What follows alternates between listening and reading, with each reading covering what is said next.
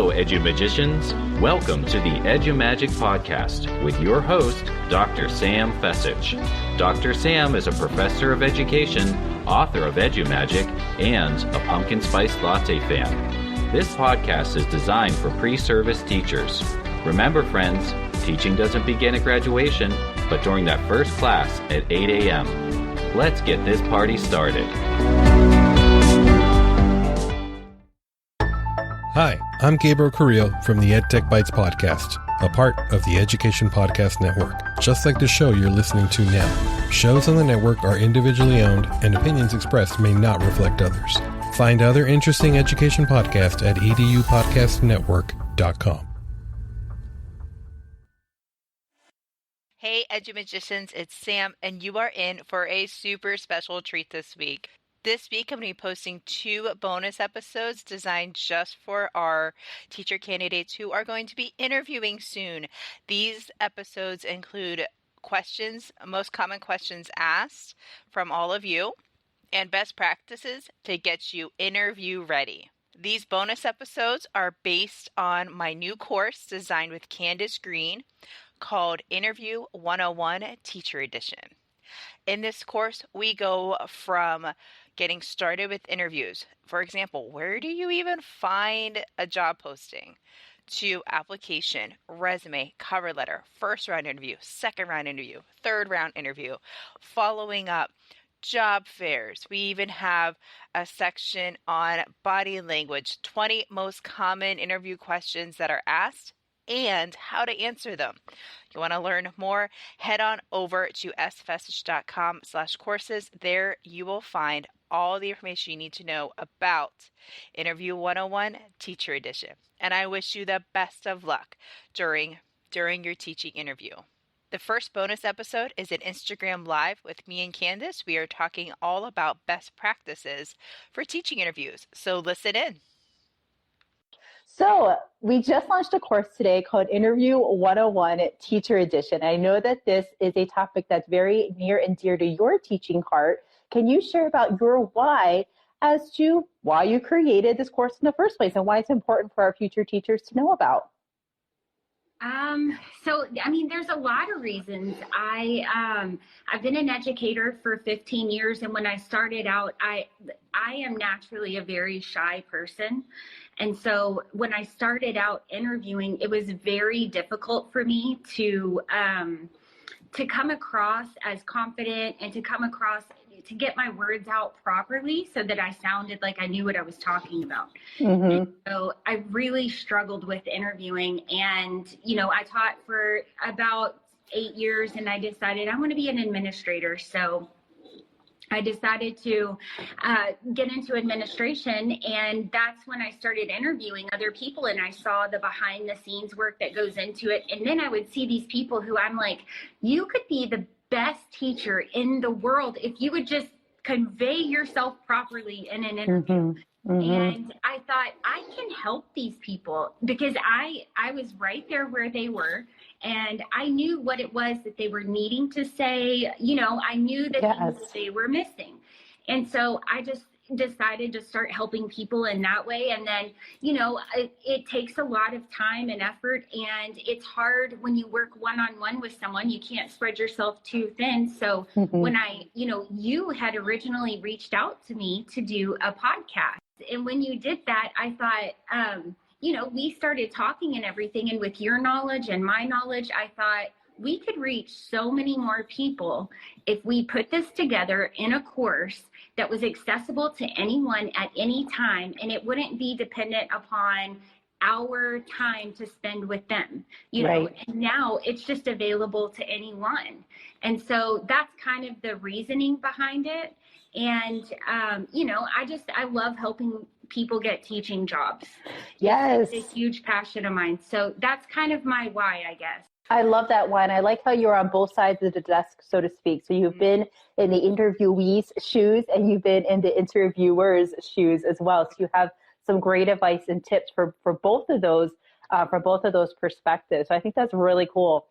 The why that for me of why we created the course was, I'm seeing all these awesome things that future teachers are doing on Instagram and on Twitter, how they're preparing to be educators of excellence throughout their college career, dropping some information or some things that they're doing, projects that they're creating, lessons that they're developing. And it's just so amazing to see them along their journey. And you just want to see them through, like, get that teaching job, get your own classroom, you've got this. And that's kind of about my why to come alongside and create this course with you. Now, this has been a labor of love from both of our parts, and I think it really shows in the material. So let's walk through what can we find in the Interview 101 Teacher Edition. I know we have kind of like 4 steps that we go through with the interview process. We walk them through actually, getting very much the first step, getting started in your teaching interview. Yeah. And so that first step came across because, you and I had originally discussed this, and with a lot of my personal clients, I talked to them about this. They don't even know where to start looking for jobs. They don't know the correct documents and how to format their resume and cover letters so that it's specific to the job for which they're applying. And so I thought, well, when we were creating the course, I wanted to incorporate something that would help them get through that, or figure out, where do I even go to apply? When I submit my resume, what should it look like? What does a good cover letter include? And then once we finish that kind of section, it jumps into prepping for an interview. So if you do everything the correct way and you submit your online application, you've got the best documents, you're really separating yourself from everybody else. Hopefully you're going to land that interview, and that next step goes into preparing for the interview. And I kind of like to think of it as like taking a test. An interview is like taking a test. Would you ever go into a test without studying the night before? You have to prepare the night before so that when you go in, it really boosts your confidence. And I really believe in practicing speaking those answers, because it's one thing to say them in your head. It's another thing to actually say them out loud, And so what we do is we walk through prepping the night before, down to what do you want to wear? What are you going to wear? Yes. Because that's important. Another section that we include, and you and I had talked about this. I have known of clients who've gone into interviews and they wore open-toed shoes and someone did not like toes, apparently. Yep. So the little things, So we go from how do we stand out from that stack of resumes on somebody's desk to, okay, I got my first round interview. What does that even mean? What to expect in that first round interview? And then continuing through to different interview questions. We talk about how to prepare the night before, get your stuff ready, get your teacher bag ready, get, an outfit picked out, make sure it's clean and everything like that. But whenever we go in for that interview, we also talk about some common interview questions. Yes, we talk about how to present yourself with body language, what that means to an interview. Could you share maybe 1 or 2 common interview questions that teachers are going to come across in a first round type interview? Okay. One of the very first questions that I would say in probably 90% of the interviews that you're going to walk into, teaching or non-teaching, is tell me a little about yourself. And I think a lot of people stumble on this because it's that very fine line between bragging, but really actually highlighting your accomplishments and telling them why you're there. And so we give you kind of a formula of how to attack that question in a very, succinct amount of time so that you're not rambling on. Yes. Another one that we talk about, and it's sort of packaged together. This will attack 3 or 4 different questions, but relationship questions. How do you handle that difficult student? If you've never been in a classroom and you're a brand new teacher, that may not be something you've had to deal with. So that's something that we give you some information on and suggestions. How do you handle a difficult parent or a difficult coworker? And so we talk about strategies that you can use when talking or answering these questions, especially if you've never had that experience before. Mm-hmm. And then within there, you touched on this a little bit, but the body language, it's so, so important.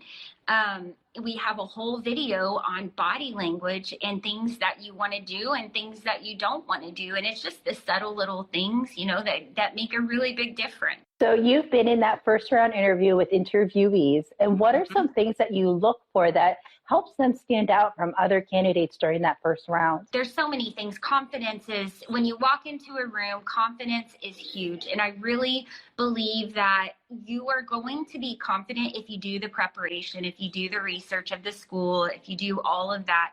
And so this is why, again, I just think this course is so, so important, because it will really boost your confidence when you walk in, because you're going to know.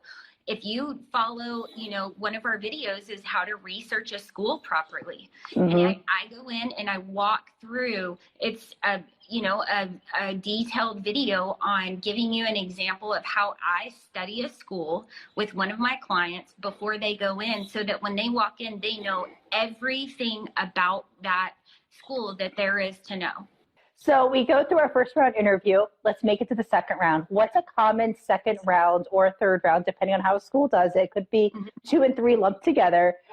So if we're doing like a live teaching interview now, so we've gone through that first round, kind of like that screening type interview questions. We've gone to our second or third round type, depending on the school. What's a common question, or what's something you're looking for when people are doing that teaching demonstration type step in the interview? Really student-driven lesson plans. Yes. I'm really looking for those interactive lesson plans where the teacher does the preparation beforehand, so that during the lesson, the students are doing the work. The teacher's not, lecturing and things like that. The kids are creating the questions. The kids are doing the research. The kids are really facilitating the class. And so that's what I really look for. When someone stands up and just talks and talks and talks during a demonstration, that's one clue to me that it's going to be more of a lecture. So that's one thing that I really, really look for. I love that, having a student-driven, student-focused lesson.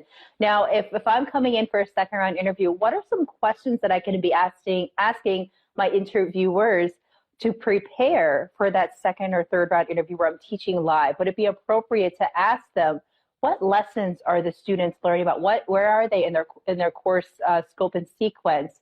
What types of adaptations need to be made? What are some good questions that I can be asking so I'm prepared to lead a student-driven lesson with students I probably have never met before? Well, it really depends on the situation. You really want to know, are you giving me the content? What is the grade level?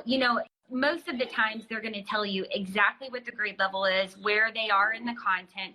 It's hard to teach a good lesson where you don't know the likes and dislikes of the students. So if at all possible, I would kind of want to know, well, is there any way that you could tell me some of the types of lessons that have gone over well with Oh, that's kids? A good one. And also, what is the level of the students? Is it a mixed level? Do you have a bunch of students who are higher that I need to expand my lesson? Do you have a bunch of students that are lower so I can make some modifications? What type of differentiation are you looking for in this lesson so that when going in, if it's a pre-AP course, of course you want it pretty high level, but are there some kids who are going to need some modifications in there? And that's something that I would always ask, what types of modifications do I need to prepare for here? Because I want to make sure I'm helping all of my kiddos. That's awesome. So we know whenever we're going in for an interview, we're not the only ones being interviewed, right? We want to also interview that school. So I know oftentimes during whichever phase of the interview process that you are in, there's usually an option for you, an opportunity to ask questions for the district. What's a great question to ask a school district when you're in either phase 1, phase 2, or phase 3 of the interview process? I have read several articles where this is so impactful. People love to talk about themselves. People love to be engaged in the conversation. And a lot of times, when you're in an interview, the interviewers are asking you these questions and you're talking about yourself the whole time. Well, I really suggest turn it around and ask a question about the interviewer. If you have a panel, maybe ask the panel, what is your favorite thing about working here at this school? Or what is the best experience you've had so far? Or if you had any advice you could give a brand new teacher, what would it be?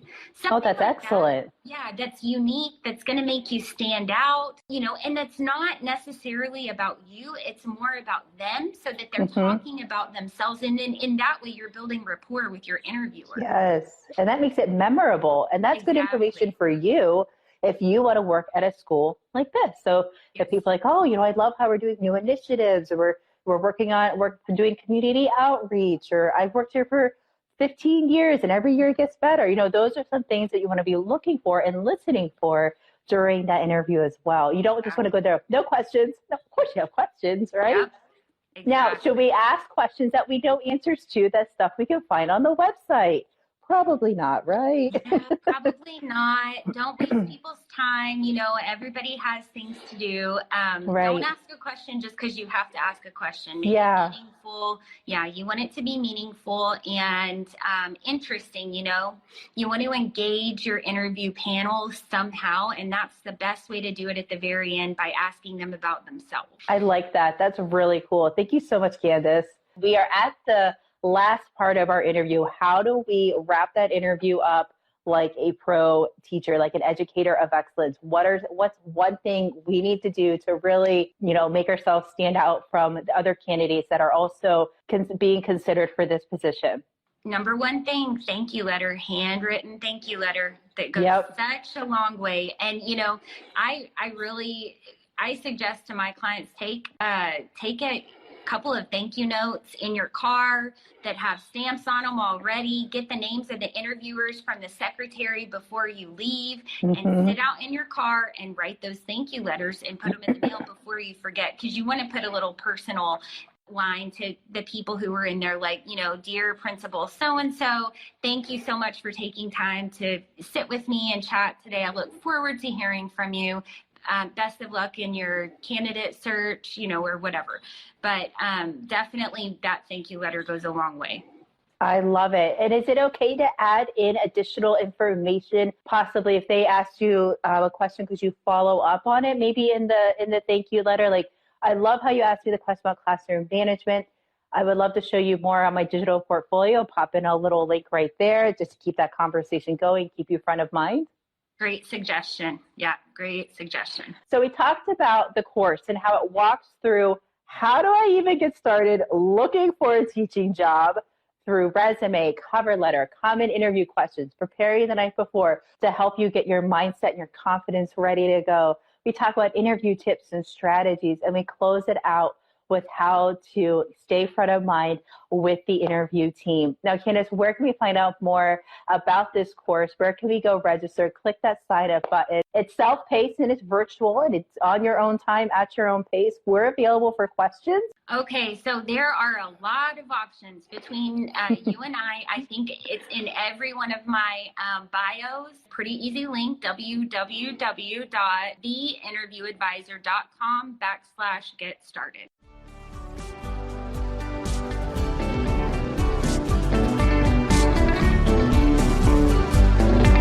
And there you have it, EduMagicians. If you enjoyed this episode, please subscribe and share it with your friends. For more EduMagic, check out sfessage.com and follow Dr. Sam on Twitter and Instagram @sfessage. Until next time, you have the EduMagic within you.